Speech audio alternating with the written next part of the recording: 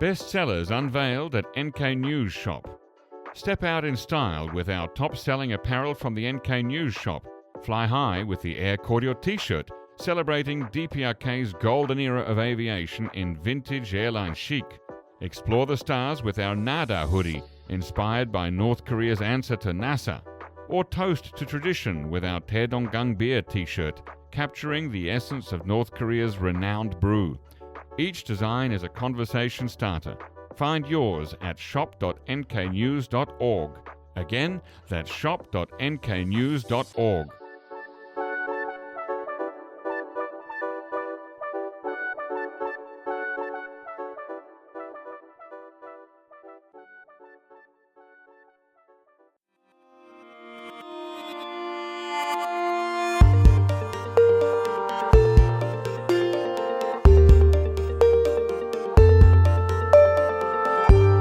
Hello listeners and welcome to the NK News Podcast. I'm your host, Jacko Zwetsloot, and this short interview is recorded on Tuesday, the 21st of May, 2024, and I'm joined here in the studio by my colleague Joe Smith. Joe, welcome. Hello there.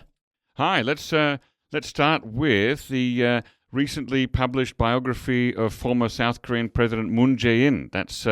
That's come out. I haven't read it yet. Have you? I haven't, but I've read the NK News story about it and got some updates along the way. Excellent. All right. So tell us what is the juicy bits related to North Korea that have come out of this biography? Okay, well, there's a few bits. There's Moon saying that Kim Jong-un repeatedly and desperately, in quotes, has no intention of using nuclear weapons.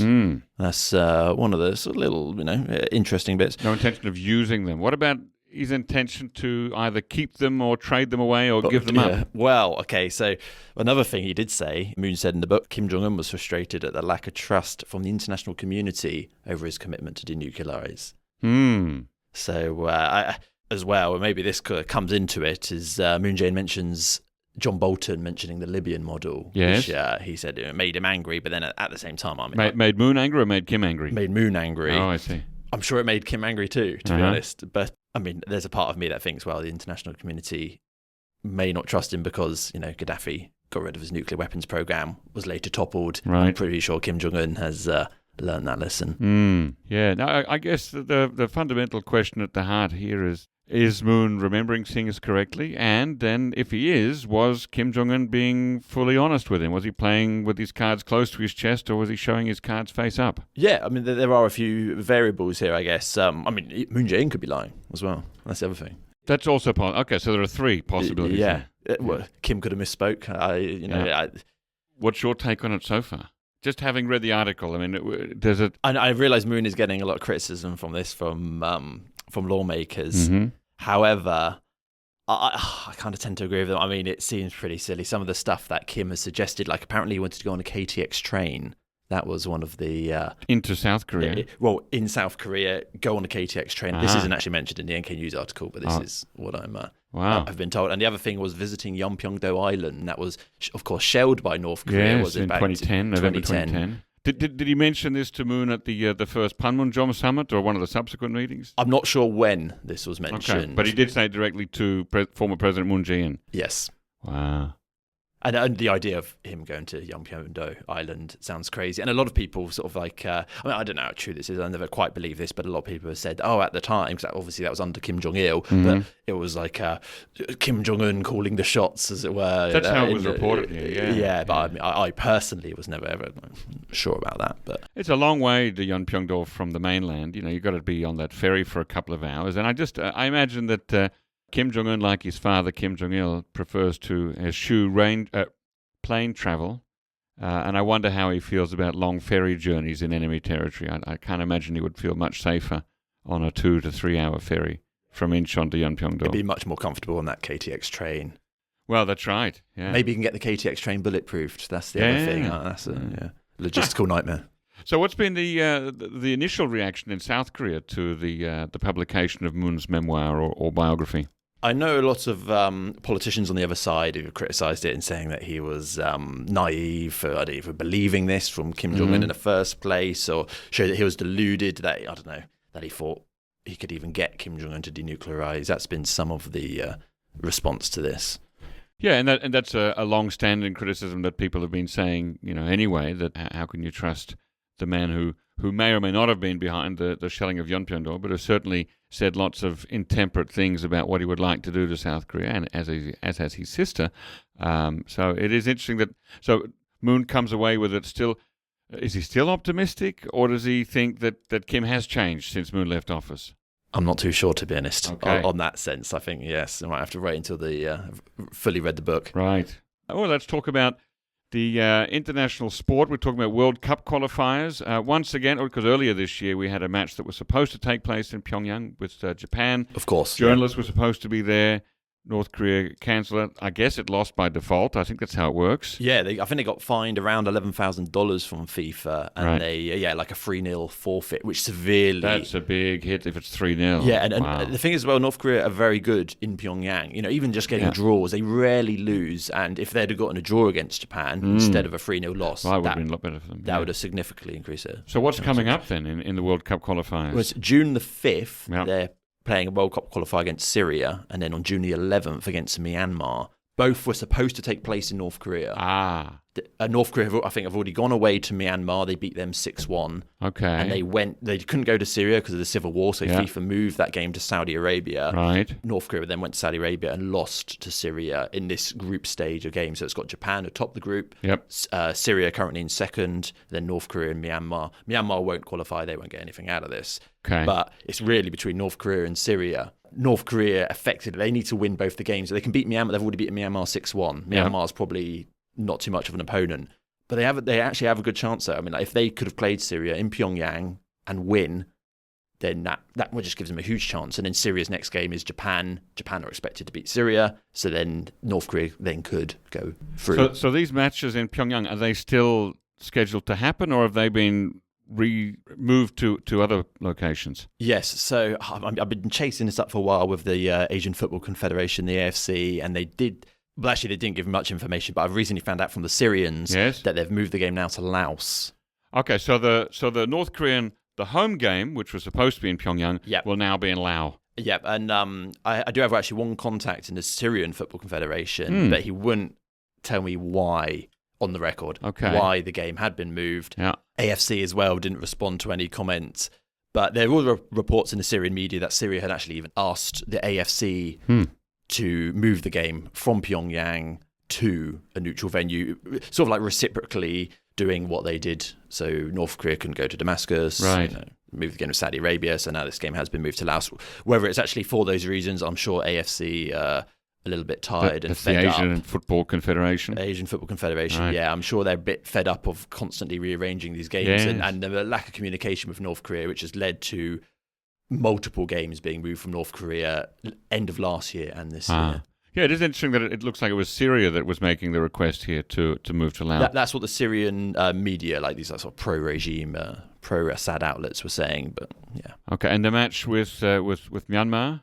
That's also, we only found out this morning because the AFC didn't reply to any of my emails or on the phone, but they put on their website this morning, or I saw it this morning, that the venue has at least been put to Laos. So officially on the website it says Laos for now for both the games. So both matches are the Laos National Stadium. Now this does remind me of the qualifying matches for the 1966 World Cup that of course took place in Great Britain, where North Korea and Australia were to play against each other, but Australia wouldn't go to Pyongyang. They didn't have diplomatic relations at that time, and I believe they played it in Cambodia as it was kind of neutral ground, friendly to both. Good memory. Yeah. All right. A third story then, Joe. I understand that Marx and Lenin are on display once again for the first time in many years in Pyongyang. Yeah. Well, this caught the attention of quite a lot of us at NK News when we saw the images in the Urong Shinmun. Because they were removed from the Korean Workers' Party headquarters building on Kim Il-sung Square, about a decade ago? Yeah, it was 2012, I believe, was the last picture that we have them being there, NK News, or we believe anyway that was when they got taken down. And yeah, again, interesting one. A few theories of why this is. Just to be clear, actually, for our listeners, they were placed at Central Cadre's training school for the Workers' Party of Korea. So Kim Jong-un visited this new building, this new site. Building. Okay. Yeah, that's what is all pictured. And then just in the background, you could see these two portraits. They look like the identical portraits that were in Kim Il-sung Square. Maybe someone just had them in their basement or something and just said, right, stick them up here.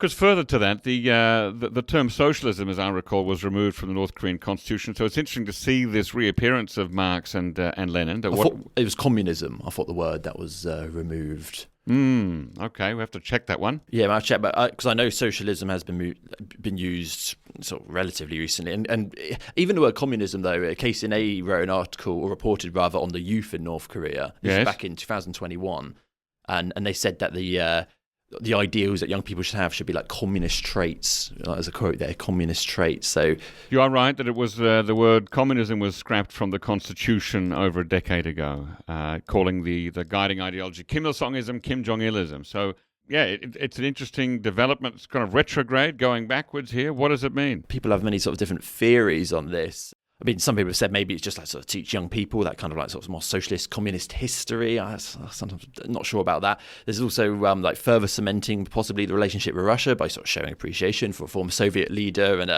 a hero of that philosophy in Marx. I don't know. These are a few of the theories that have been sort of like bandied around. Does Putin talk about Marx and Lenin much? I don't believe so. I don't believe he's particularly a fan of either of them, really. And Marx, of course, wasn't himself Russian. He was German. Yeah. Oh, in fact, I've got something for you. So I've got a quote here from Fyodor Tertitsky, just to answer my own question.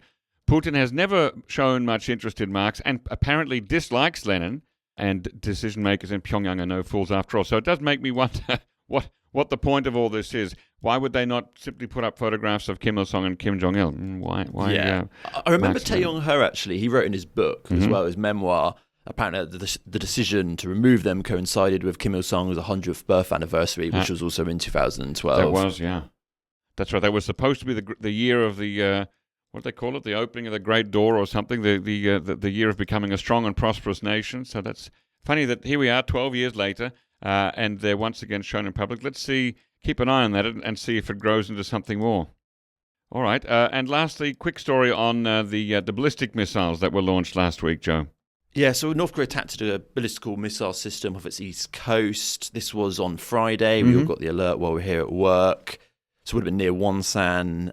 From what I last heard, is there wasn't much reporting from the Japanese on this. We usually get sort of information on the coordinates, how far it's flown, from the Japanese side and the South Korean side. Whereas only South Korea, or certainly immediately, updated on what was the type of missile? Yeah, type of missile. Number of projectiles. A final question for you then, Joe. So yesterday, it was announced that the president of Iran had been killed in a helicopter crash. Now, Iran and North Korea have good relations. I imagine that North Korea would do send some kind of a message of condolences. I understand you're working on that story right now. So give us a bit of a teaser. What's coming up? Yeah, I am. So it's written on the front page, actually, of the Rolang Shinman this morning. This is on Tuesday. Yeah, and Kim Jong obviously saying, deeply saddened by the shocking news. This was written to the first vice president of the Islamic Republic of Iran. I'm not sure fully how to pronounce his name, Mohammed Mokba. I mean, it's actually quite usual for them to send sort of like kind of procedural correspondence to each other, on national holidays, things like that, when there's celebrations. Kim Jong-un's already written one condolence message to Iran for a terrorist attack that happened there in January. So this is sort of, somewhat normal. Rodong Shinman as well also posts these letters from Kim Jong-un on the front of their paper. So it's par for the course. Well, it'll be interesting to see if they send a delegation to the funeral, whenever that is. All right. Thanks very much for coming on the show today, Joe. Thank you very much, Jacko.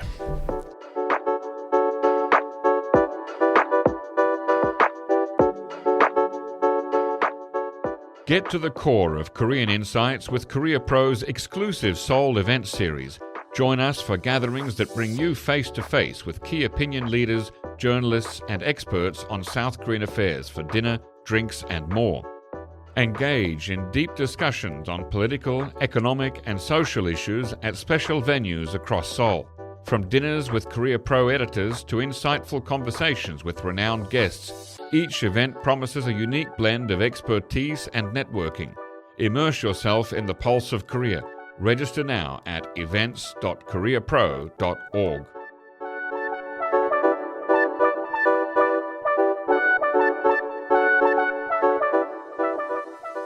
Hello, listeners, and welcome to the NK News Podcast. I'm your host, Jacko Zwetzel, and today we have a very special guest here. We have Yang Chien-hao, who's a Taiwanese journalist based in Seoul, Korea. He's been here for a number of years. He's a freelance journalist, but he works for, amongst others, TVBS and Taiwan's public television service.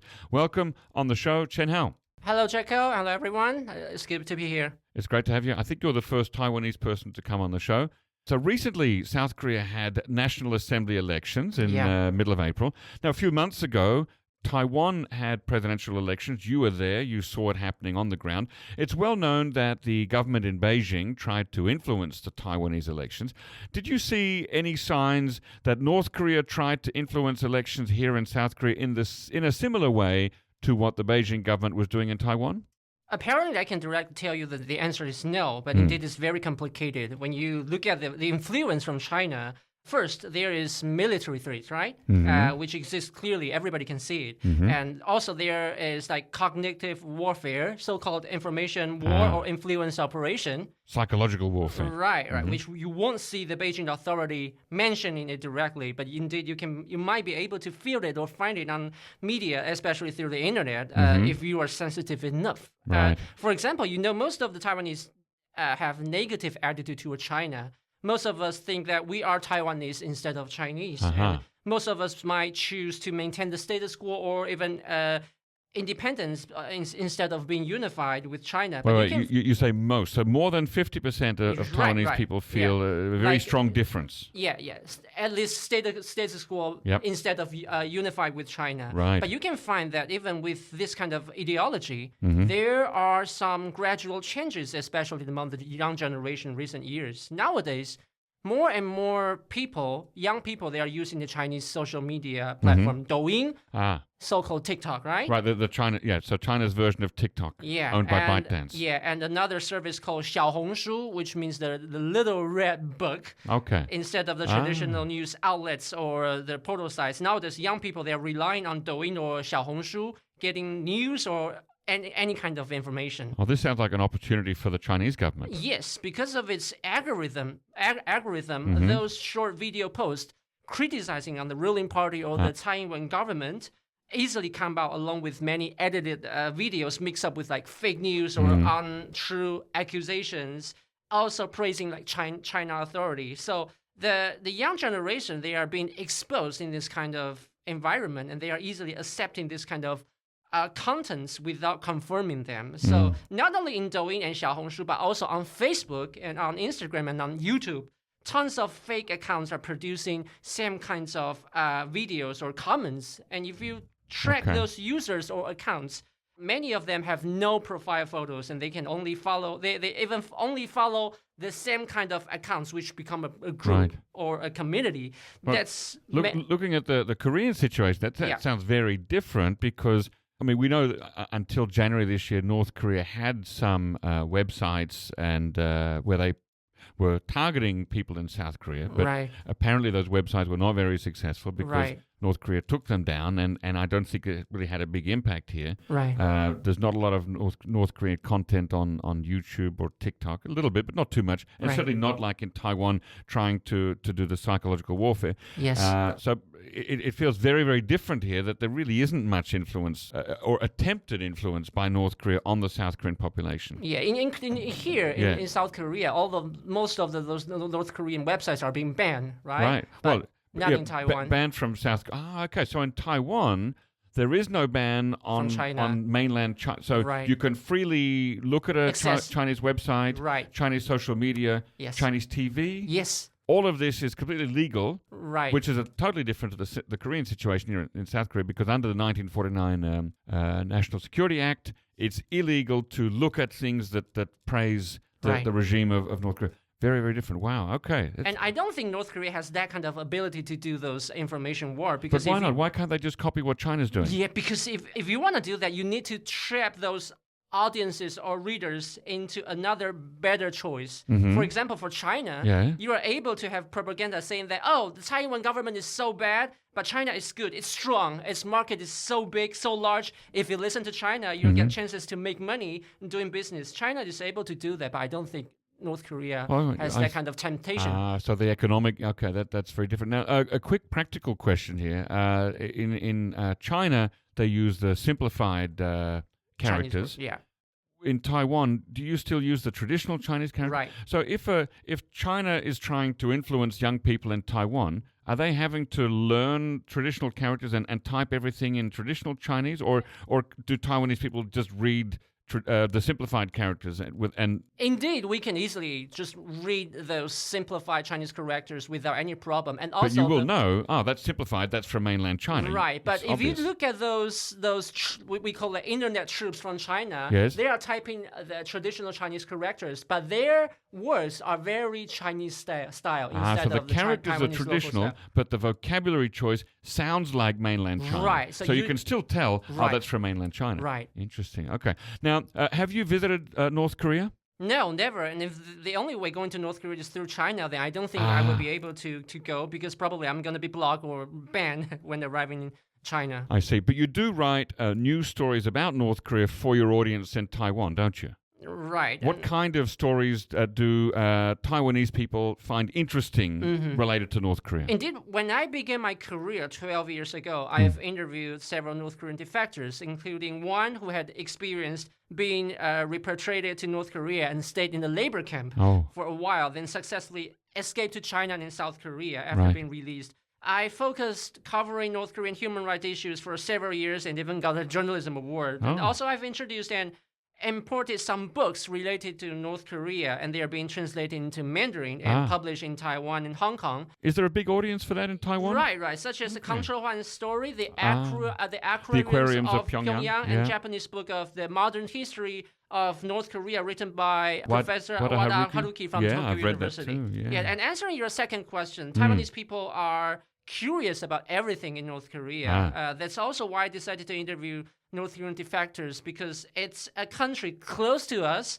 speaking Korean, but very mysterious Right. and so isolated. So I was doing puzzles Yes. to see if I'm able to get the full picture of North Korea, but indeed it's very difficult. I can imagine. Yeah. Now, what are some similarities and differences between the China-Taiwan relationship on the one hand and North Korea and South Korea's relationship on the other hand? What have you observed? It's kind of similar to Taiwan in some extent. The relations differs from the government based on its ideology. In South Korea, when the conservative party holds power, it becomes like more tight and tension and more, can I say, hardcore? Yeah. Yeah, and both the regime will criticize on each other, and the military exercise in South Korea and the missile test or even nuclear tests in North Korea will become frequent. And when the liberals or so-called the progressive Right. are Currently, in the office, Minju Democratic Party. right, the tension are going to be decreased and in some extent, and more mutual visiting or interactions, even summits can be held. And the same here in Taiwan, when the pro-Chinese Kuomintang, the KMT, takes power, more dialogues, more interactions. Even Chinese students were able to come to Taiwan. Right, that's another big study. difference. Mainland Chinese students Right. come to Taiwan to study in Taiwanese universities. Yes. Do they all go back after finishing the university? Sure, yeah. So they don't stay, they don't don't- defect to Taiwan, they go can't- back, right, they just but go with back. Taiwanese education. Yeah, when I was Okay. in university, there Yeah. was Kuomintang holds power. There were like 3 or 4 Chinese exchange students in my class. Now, Yeah. what about the other way? Are there Taiwanese students who go to mainland China? Oh, a lot too. Okay, so that is so different from the Korean situation. But Right. something that really interests me, you just mentioned there that the Kuomintang now is the pro-China party. Yeah. But of course, historically, Kuomintang was the party of Yang Kai-shek. Yes, it was extremely anti-communism. Right. So till the end of 90s. How did this happen? And they that the were- Kuomintang, the conservative party, the party that broke away from the renegade party that broke away from China. Yeah, they how did were that become the pro-China party? They were the party which is being defeated by the communists and escaped to Taiwan during 1949. But after like Chiang Kai-shek. I'm sorry, I got his name right, wrong. Chiang Kai-shek Yeah. or Jiang Zhongzheng. Yeah, and after China have reformed and opened this market in 1980s, many Taiwanese businessmen, Yep. especially those who had relatives Yes. in mainland, Yes. they began to go to China and doing business. So- And that and it has made like Kuomintang become more close Yes. with its benefits, Right. because many of its supporters or relatives are just doing business there. Right. So they are trying to revise or change their position from anti-China to pro-China. So it's kind of a combination of business interests, but also and nationalism. And family reunions. Right. Oh, no, but when you say nationalism, you mean kind of a pan-China nationalism, right? We are all Chinese, and we need to get together. Is that the nationalism that also extends to, for example, ethnic Chinese people living in Malaysia, Singapore, Indonesia? Is that kind of pan-China nationalism in that way, or is it just a Taiwan-China nationalism? No. I think it's the former one. Okay, with so it's a really big, embracing all the ethnic Chinese. Okay, wow. Now, as a Taiwanese journalist working here, of course, you remember that in 1992, Korea changed its China policy and recognized the People's Republic of China as the only true China. And ever since 1992, there has not been a proper Taiwanese embassy here. There is a liaison office or a business office or something like that, but it's not proper embassy. So, what do you, as a Chinese journalist, what do you notice most about? What's the sort of the most salient thing to you about North-South Korea relations? For as a journalist here, when observing the South and North Korean relations, we have that like very similar. Indeed, it's very similar part. It is like let me think about it. I mean, does it seem strange to you that you cannot look at a North Korean website here, but in Taiwan you can easily look at a Chinese website? The only different part is the admit of the regime. Both Pyongyang and Seoul, they recognize each other as a state or nation.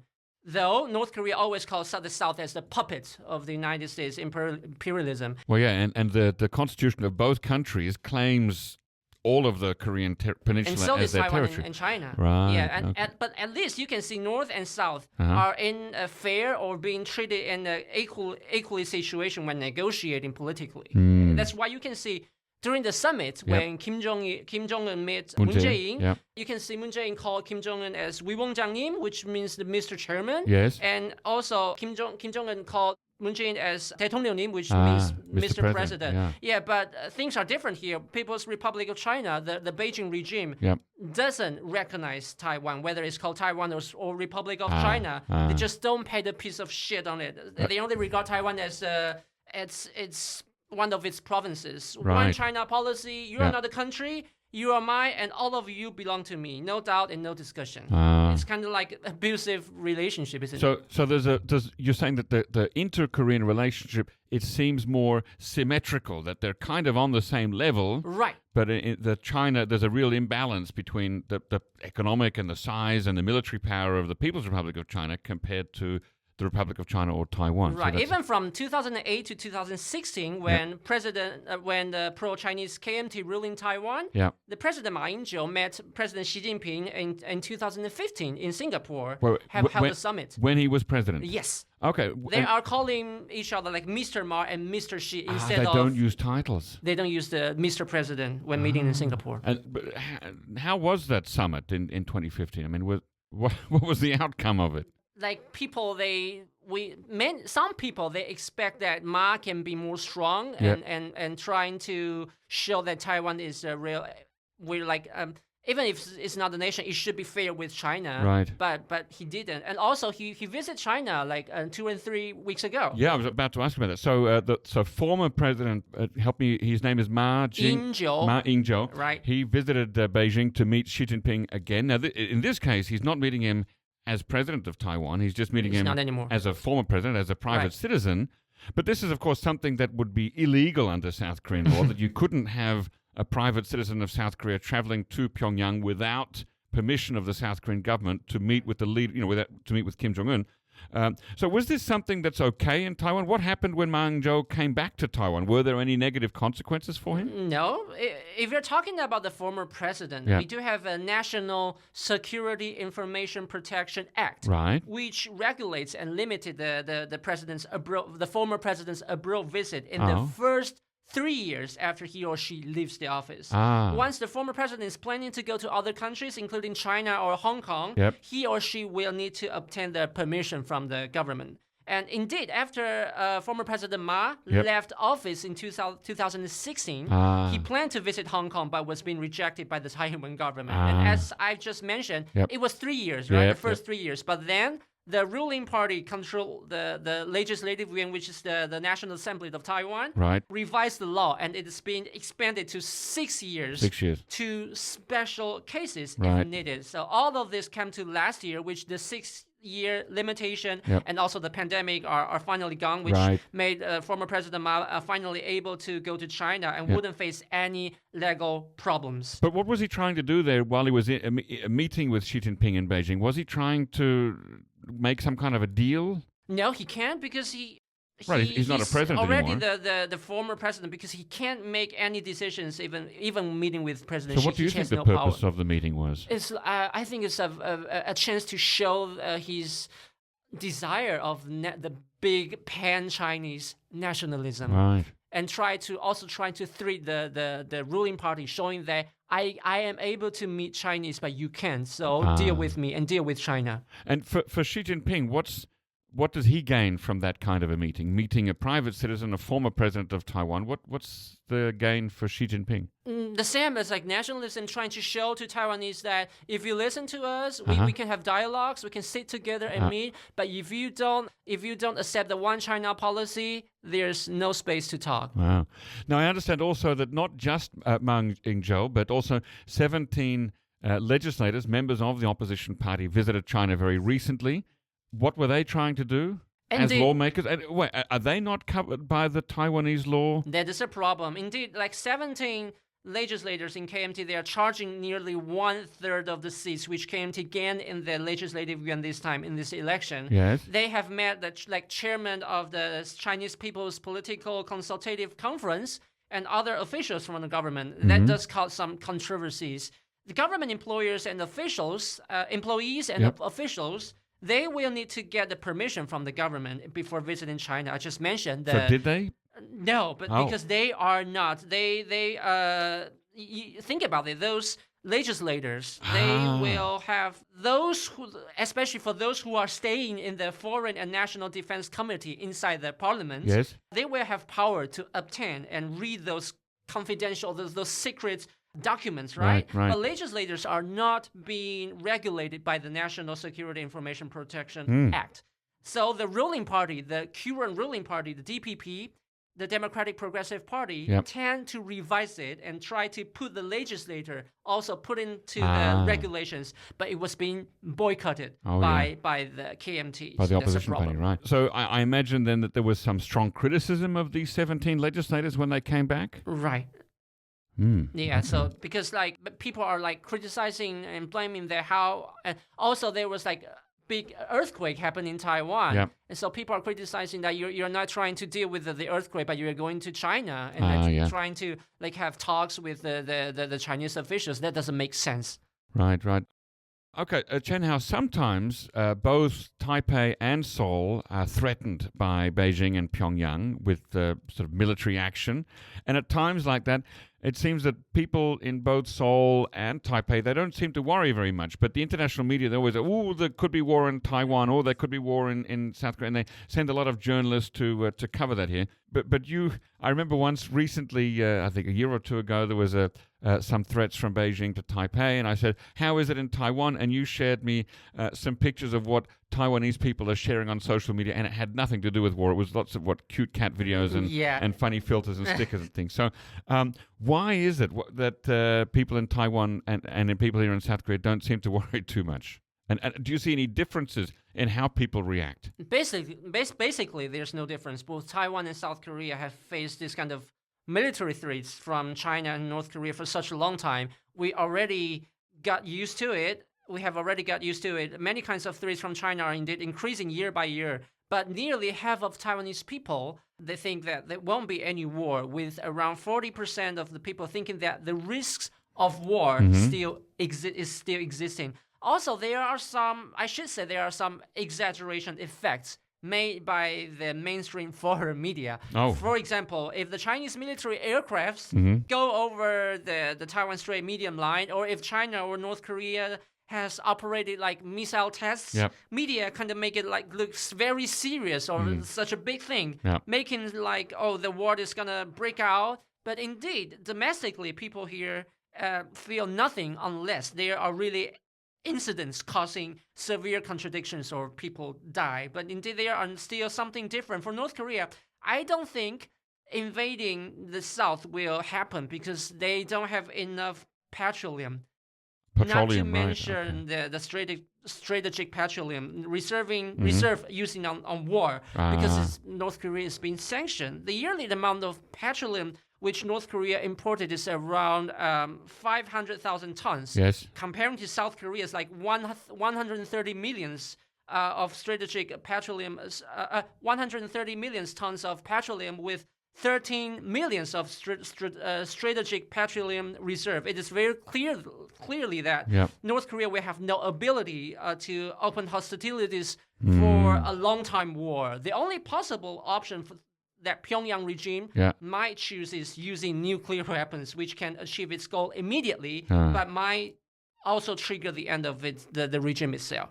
Well, let me ask you, Chien-hao, when did you first come to report here in South Korea? In 2010, when I was still a university student. Okay. No, so you were here during the shelling of Yeonpyeong-do. You remember that? I was in Taiwan. I was in Taiwan during that time. Right. But that's like the most tension period between the South and the North with Cheongham and Yeonpyeong-do in 2010. Yeah, so during that time that you've been in Korea, have you ever felt under threat? No, never. And is that because as a Taiwanese person you've experienced the same thing? Right. And okay, interesting. Okay, Chien-hao, so let's talk about something that happened way back in the 1990s. I remember when I lived here in 1997 that there was a story widely reported in the international news media that Taiwan was trying to export some of its radioactive waste from its nuclear power plants on the island of Taiwan, and nobody wanted to buy it, but North Korea said, we will buy your waste, and this was a controversy because the South Koreans and the Americans were not happy about the idea of North Korea purchasing nuclear waste from any country, let alone Taiwan, and so they intervened, and ultimately that deal didn't go through. But can you walk us through what actually was the reality, what was actually going on, or what was planned to happen at that time? Taiwan is a very small island, but we have 3 nuclear power points, so it's always very difficult to handle the nuclear waste. Where should we store that? Yeah. So later, the Taiwanese electricity company, Taipower, they have signed a contract with North Korea in the end of 1996 and the beginning of 1997, because North Korea say to Taipower that, we have space for you to storage. Why don't you come and visit it? Yeah, so probably underground space, because during that time no one knew about that. Right. So then, as I know, also I hear from some people who are related, who manage these things. Okay, so you've talked to some sources who were close to that the managers, during 1997, and they say that Taipower company really sent some people to Pyeongsan, is Hwanghae-pukdo. Okay, so it's Pyeongsan County in Hwanghae-buk, North Hwanghae Province. Right. So it's south of Pyongyang, but not far from the demilitarized zone with South Korea. Right. Yeah. Yeah, so they did visit the place, and they thought that the place is okay, so they signed a contract.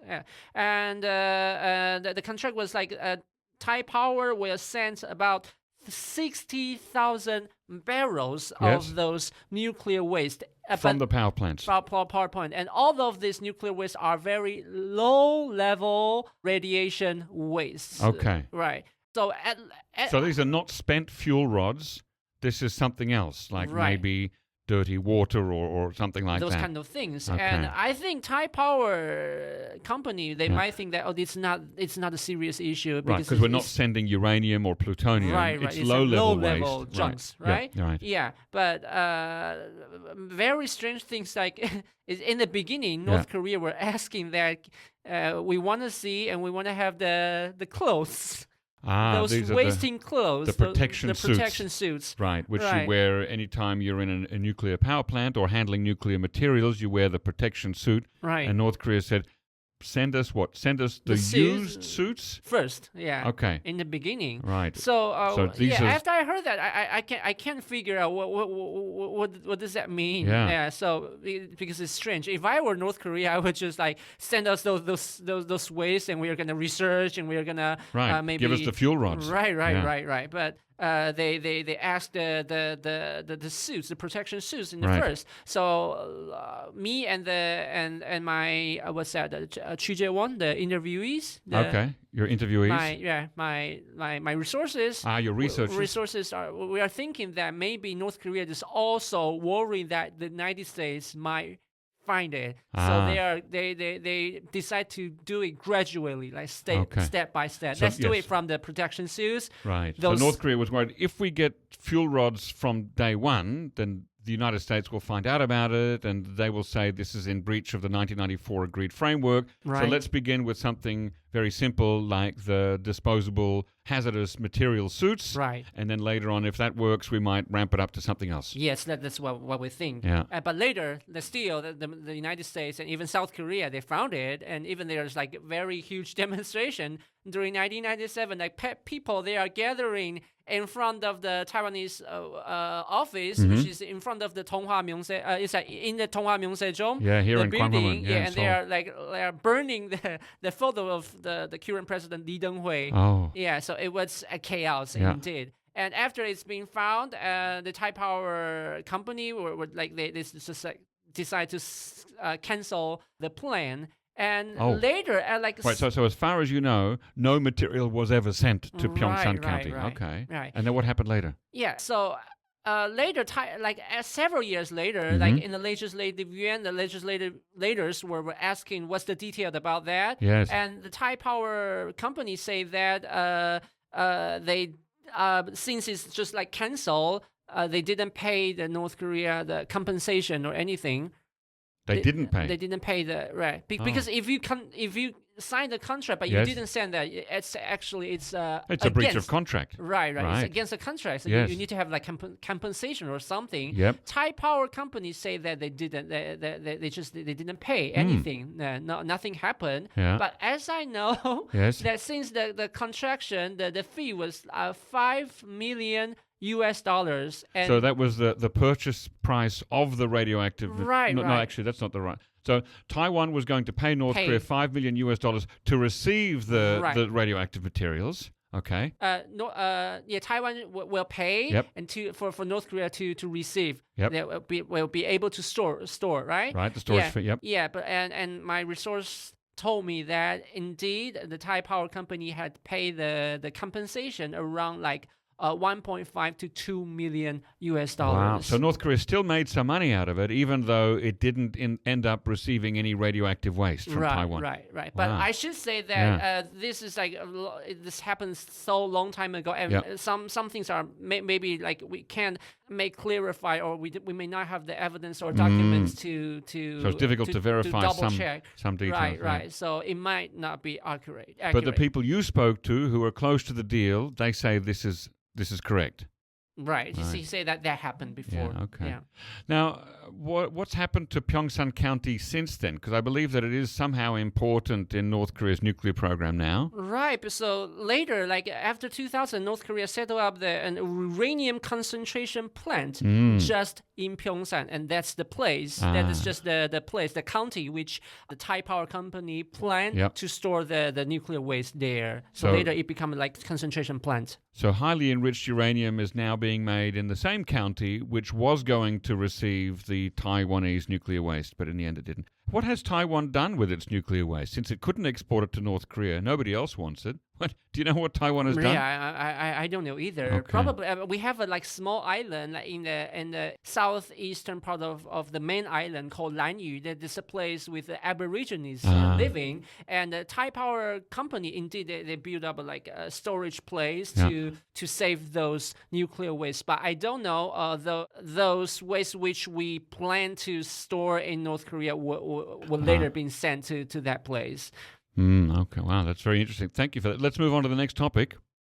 Now, staying on that topic of Taiwan-North Korea relations, because it is interesting, isn't it, that Taiwan being a capitalist and democratic country, was making a business relationship with North Korea, which you would normally think that Taiwan and South Korea would do that, but because they, since 1992, that wasn't happening anymore. So what about an office? Did North Korea have a business office in Taipei?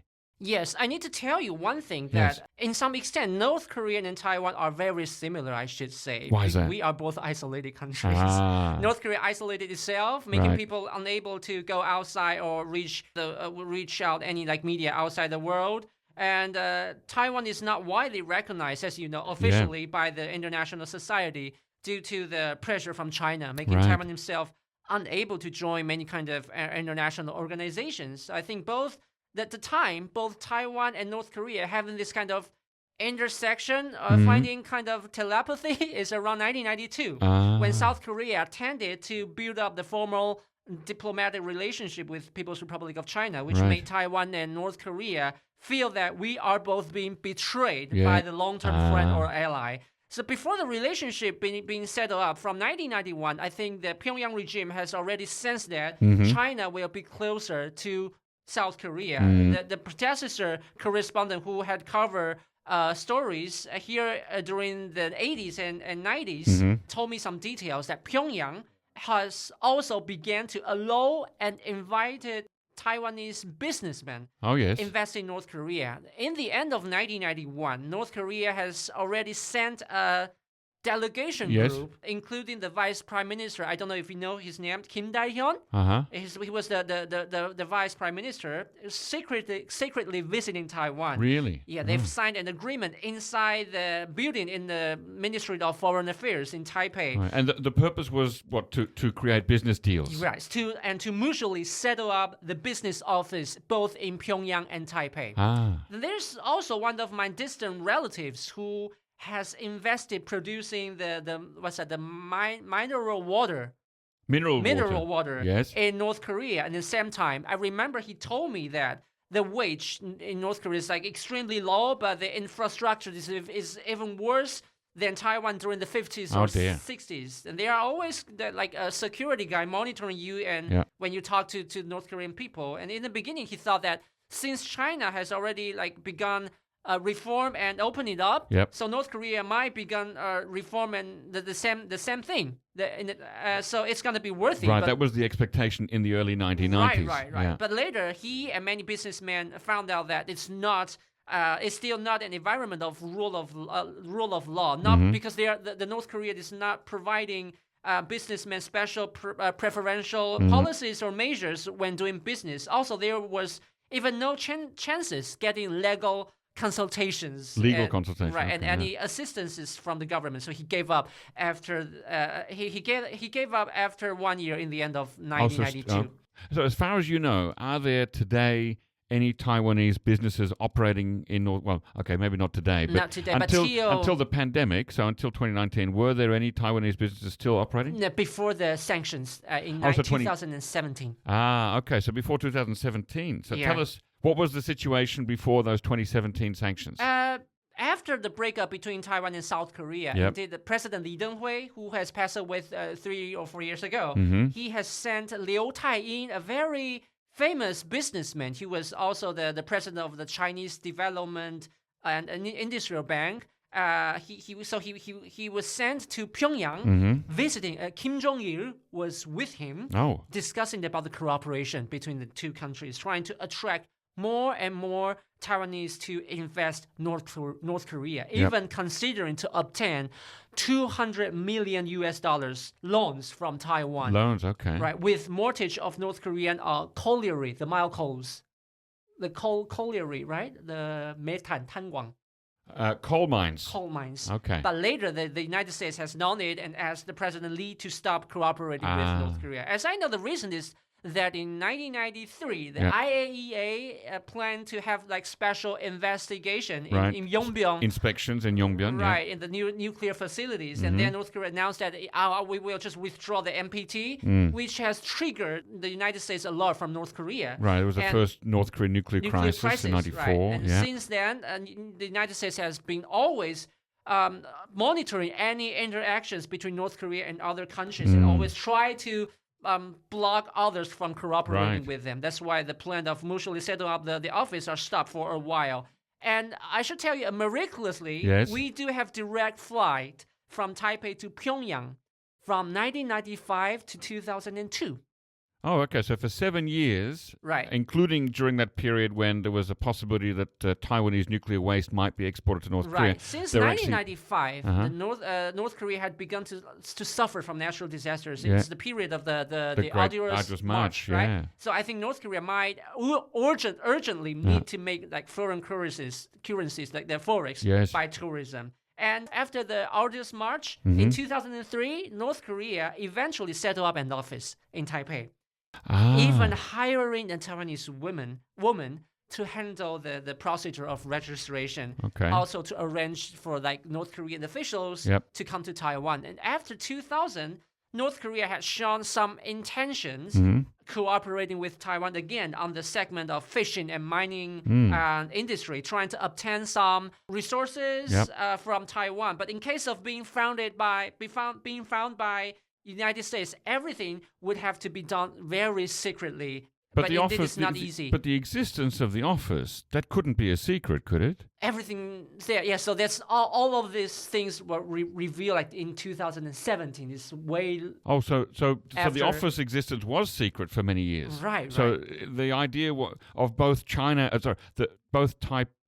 and North Korea tried to hide the existence of this office from the United States for many years. Right. And during 2012, it was after the death of Kim Jong-il, right? Yes. North Korea sent an official to Taiwan and in the name of Vice Secretary of Foreign Chief, trying to Vice Secretary of Foreign Business, what's that? Oh, so external economic trade or something like that? Trade. Vice Secretary of Foreign Trade Chief. Trying to seek and convince Taiwanese businessmen or company to invest. And it was the time when North Korea government decided to extend the compulsory education to 12 years. And so North Korea was lack of papers printing those textbooks or the teaching materials. So they were trying to convince a big Taiwanese paper making company to not only sell papers but also to set up like factories in North Korea. A paper-making factory. Right, in order to produce more papers. But coincidentally, in that year, it was 2012, the company was like a conflagration, that big fire. Big fire. Happened in the company, causing huge damage in Taiwan. So the investment was then stopped. The woman in the office once revealed that to the media in 2018, that according to North Korea's plan, the amount of papers North Korea wanted to import from Taiwan charged around 10% of the company, which was kind of huge. But unfortunately, they were unable to make the deal. So North Korea would have been the biggest customer of this paper company, right? But of course, because of the fire, it didn't go ahead. I'm curious though, was North Korea? I mean, often we hear that North Korea wants to receive things for free, wants to receive gifts and donations. But was North Korea, in its business dealings with Taiwan, was it the intention of, as far as you can see, was North Korea intending to pay for all these things? I don't have much details about that, but I can see that North Korea do want something free, but also they were trying to attract people to invest. So we can have like mutual benefits together. Mutual benefits. And also, like North Korean officials had come to Taiwan again in 2015 and visited the CSC, the China Steel Corporation, which is a state-run company in Taiwan. So the official was seeking cooperation with this company, asking them if it's available to import iron from North Korea. And then the CSC export the steel to North Korea, but still in vain. I think probably the CSC company feel risky, so didn't accept the plan. And later, after 2017, North Korea was like being severely sanctioned by the international society due to the second nuclear test, and the office in Taipei doesn't operate anymore. Now, in I think the year 2000, the then richest man in China, the People's Republic of China, was a man named Yang Bin, who had lived in the Netherlands for some years and who had created a Dutch-looking town in China and was very rich from agriculture. and flowers and things. He was chosen by Kim Jong-il to be a kind of chief official of a free trade economic zone in the city of Siniju on the border, just across the river from Dandong. Yes. But then he became he fell out of favor with the Chinese government. He went to jail for a number of years for tax evasion. And after he came out of jail, I read that he appeared in Taiwan, giving a kind of presentation to potential Taiwanese investors to come to North Korea and invest there. Do you know anything about this? There was happening in 2018. So after the sanctions, the most serious sanctions. Wow. But during that time, it was President Moon's time when he's in South Korea. Yep. So like they are having summits, and the relationship between the South and the North are like being more better, right? So many Taiwanese businessmen, they are indeed seeking opportunities to go inside and to invest again. Even though many of their predecessors had left North Korea after failing, and also the North Korean office in Taipei had closed in 2017. Right. But now in 2018, because of the diplomacy between Moon Jae-in and Kim Jong-un, they were interested again. They are having hopes. And Yang Bin was part of the promotional tour. Yeah. And there is one guy who held the big ceremony dinner for Yang Bin. That was the Liu Taiyin, which I've mentioned, who have been to Pyongyang meeting Kim Jong-il. In the early 1991. 1992. Okay, yeah. So he's been interested for a long time in Taiwan-North Korea relations. Okay. Did any of this lead to any investment, as far as you know? No, because later, pandemics comes out, and also President Yoon is being elected. So I don't think there are any opportunities for Taiwanese businessmen investing in North Korea. Okay, now I understand that there are also some examples of North Korean laborers and medical interns who have come to Taiwan to work there, gain experience there. Tell us about that. Yeah, so according to my predecessor, who is a grandpa indeed, he has known an earlier Taiwanese journalist in South Korea. Right. He has known some Taiwanese investing North Korea, so he had tell me some unknown details. Around 2007 and 2008, Kim Jong-il was widely known as being sick. He had a stroke in 2008. Right. And in order to have precise body check for him, North Korea has imported the MRI, the magnetic resonance imaging. The imaging equipment from the German company Siemens. Yes. Yeah. So the equipment had arrived Pyongyang, but no one could assemble to install. Oh, I see. To install it. So North Korea contact with Siemens. And again, asking them to send engineers, the staffs to come and assemble it immediately. Right. Yeah, because Kim Jong-il is very ill, and in the beginning, Siemens replied that we are unable to directly send staff from Germany to there. Yes. And then after some discussions, Siemens finally decided to contact with their branch office in Taipei. So after the arrangement, there were engineers and surgeons. And pharmacists and nurses. So it's a group. Was it a large group? Yeah, a large group, over 10 people. Okay. Being sent Not from very large. Taipei to Pyongyang, including the pharmacist whom my predecessor knows. And the pharmacist is very kind. He has also prepares many kinds of medicine and brought them to North Korea, sending them without charging any fees. Wow. And North Korea medical team and officials had complained to him that North Korea mostly imported the medicine and injections, syringes from China, but many of them are in very bad quality, even with some medicine being found fake. Oh dear. Yeah, and they were very angry about that, and very surprisingly found that Taiwan has such good quality of medicine and medical treatment skills, techniques. So they've decided to import those medicines from Taiwan. Since then, the pharmacist had arranged to export them to North Korea, which helped him make $500,000 per year. Not a lot of money, but still some money, yeah. Right, but he has made for 2, 3, or 4 years. That's a lot indeed. Okay. And he has also revealed after that North Korea decided to send a team of 6 surgeons to Taiwan for short-term training in a very big and famous hospital in Taipei. And they've also invited the doctors from that hospital to Pyongyang, help them training. And that was around 2014. Okay. Yeah. So as you can see, since Taiwan and North Korea are being isolated, the Pyongyang regime seems to know that the enemy's enemy can be my friend. Yeah. Yeah, so tend to seek like some interactions or cooperations with Taiwan. Though basically we still regarded China as North Korea's biggest ally and partner. But I believe that Pyongyang regime has some doubts on Beijing. Thus, Taiwan will be a good choice for them to have risk diversification. Were there any non-medical laborers from North Korea who went to work in Taipei? For example, any builders or anything like that? No, but we do have laborers of fishing. So some North Korean fishermen were joining Taiwanese fleets. Yeah, I remember it was 2000 in the end of 2017, like 2017, like NKDB.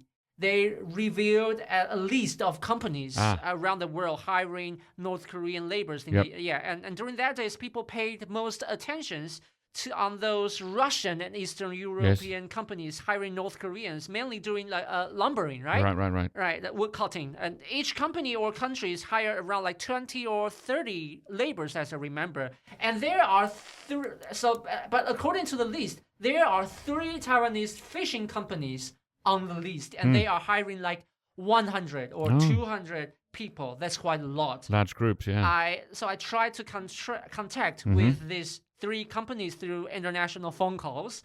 The first one, after hearing me telling that I'm a journalist, I heard the staff is like murmuring to each other, saying that, he said he's a journalist, and then stopped for 3 seconds and hang up my phone. Dear. And then so I called another second company, a guy, let's call him Mr. B. Okay. Right? He answered my phone and he was speaking in a very hurried way. Yes. In a nervous way. I thought he was like driving or running when answering my phone. And he emphasized to me that he doesn't hire North Korean anymore.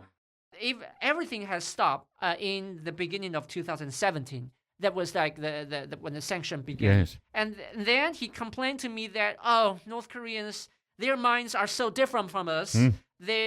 Which is causing me trouble. So it's difficult to work with them. Right, and they are not cheap. They are not that cheap. Indeed, they are not that easy or good to use. That's what the company owner said to you. Right, okay. So I listened to the phone call record again last night after 6 years. Oh, gosh. I finally realized that he's kind of feeling nervous and trying to clarify that he doesn't hire anymore. So as far as you know, are there any North Koreans in Taiwan right now? I don't think so. Oh, by the way, I need to tell you, I called another third company. Okay. Right. It's another, let's say, Mr. C. There's another fishing company. Right. Okay. Answering my call. Yep. And he said that he's an agent. Yeah, 중개사. So right. he's like dealing agents, trying to introduce North Korean laborers to other companies. Right. And he's kind of nice and friendly, indeed, revealing more details for me, saying that most of the Taiwanese fishing companies they are hiring people from Southeastern Asian countries such as like Philippines or Indonesia. But around 2014, there are Chinese companies. They begin to introduce North Korean laborers to Taiwan. So many Taiwanese companies were thinking that maybe North Koreans work harder, and maybe they can endure more difficult or severe working conditions, so they begin to hire them. And Taiwanese government knew that and had a regulation that once the ship finished fishing and stop at any port stop at the port any countries outside Taiwan, those North Korean laborers would have to leave the ship instead of coming back to Taiwan by the ship. Although the employers had to follow the rule. But after the sanctions in 2017, most of the companies had stopped hiring North Korean laborers. Only 1 or 2 were still hiring, but the numbers were below 10. Interesting. Okay. Well, it'll be interesting to see if the relations change again now that the North Korean pandemic lockdown is over. Last question for you. Some people in South Korea are worried that Seoul might become involved in a military conflict over Taiwan in the future. If China makes a move on Taiwan, South Koreans are worried that South Korea might be involved. What do you think about that? It's possible, and I do think that the South Korean government need to think about it.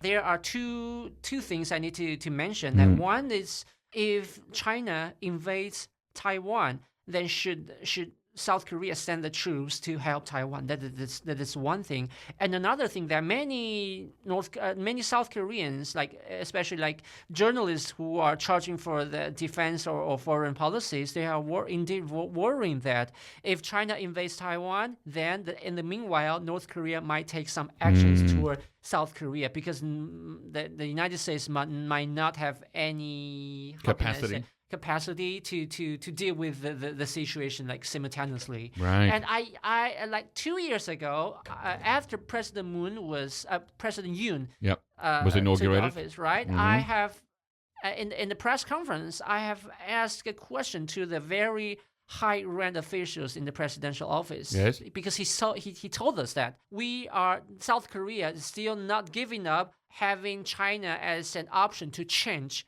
North Korea. So I asked him then, if China invades Taiwan, or which position will South Korea choose?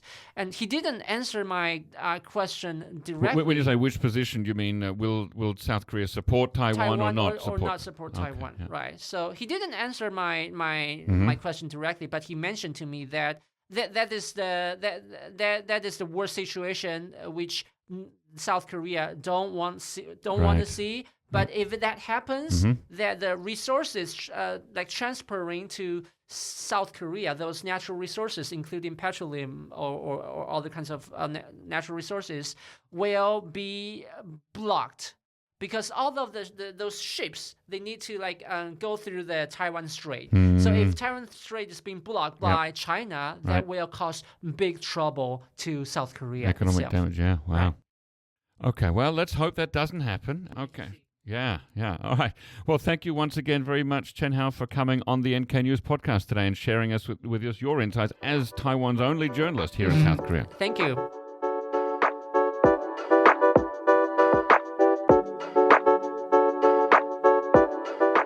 Join the Korea Pro community and unlock a world of exclusive insights on Korea.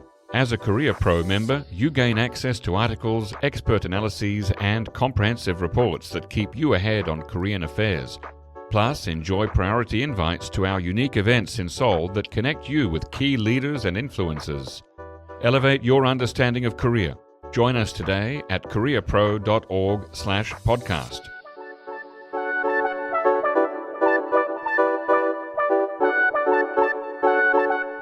Ladies and gentlemen, that brings us to the end of our podcast episode for today. Our thanks go to Brian Betts and Alana Hill for facilitating this episode, and to our post-recording producer genius Gabby Magnuson, who cuts out all the extraneous noises, awkward silences, bodily functions, and fixes the audio levels.